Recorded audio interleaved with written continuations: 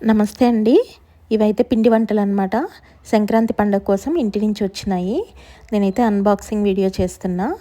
ఎందుకు చేశానంటే దీనిలో మొత్తం వాళ్ళు సరిగా ప్యాకింగ్ చేయక మొత్తం అన్ని పిండి వంటలు దాదాపు పాడైపోయినాయండి.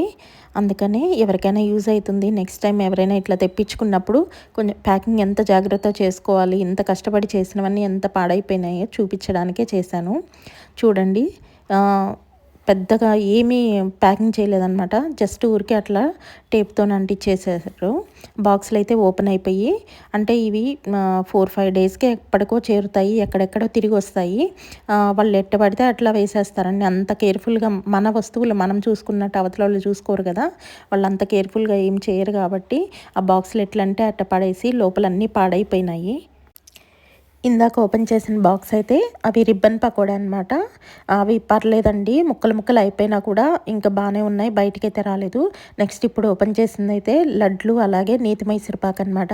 నేతి మైసూరుపాకు అయితే అసలు ఒక్కటి కూడా పీస్ లేదండి. మొత్తం పొడి పొడి అయిపోయి ఈ బాక్స్ అంతా అదిగోండి చూడండి, బాక్స్‌కి పెద్ద హోల్ కూడా ఉంది. మరి అవి ఎలుకలొచ్చి లోపలికి అట్లా చేసాయో ఏమో తెలీదు గానీ అట్లా అయిపోయిందండి. అవైతే ఆల్మోస్ట్ మొత్తం పాడైపోయినాయి. లడ్లు కూడా ఒక 4, 5 పాడైపోయినాయి అనమాట. బాక్స్ మొత్తం ఆయిలే అండి. అంటే ఆ నేతి మైసూరుపాకు అదంతా పొడి పొడి అయిపోయింది కదా! అది మొత్తం 4, 5 డేస్ వరకి అట్లే ఉంటాయి కాబట్టి బాక్స్‌లో మొత్తం ఆయిల్ పీల్చేసుకొని బాక్స్ కూడా ఘోరంగా అయిపోయింది. ఈ అరిసెలంటే ఇంక ఇవి ఎట్లా చేసినా ఉంటాయి కాబట్టి ఇవైతే ఏం కాలేదండి. ఇవైతే మంచిగానే ఉన్నాయి.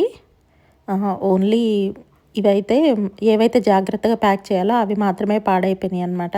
అందుకే ఎవరైనా ఇట్లా తెప్పించుకుంటుంటే కొంచెం చూసి జాగ్రత్తగా ప్యాక్ చేసుకోండి. ఎందుకంటే ఇంత కష్టపడి అంత అమౌంట్ పే చేసి కూడా ఇంత లాస్ అవ్వాల్సి వస్తుందనమాట. అసలు ఎంత కేర్‌లెస్‌గా పంపారంటే వాళ్ళు, ప్యాకింగ్ చేసిన వాళ్ళు యాక్చువల్‌గా వాళ్ళే ప్యాకింగ్ చేసి పెడతామని చెప్పేసి ఇట్లా చేసి పంపించారండి.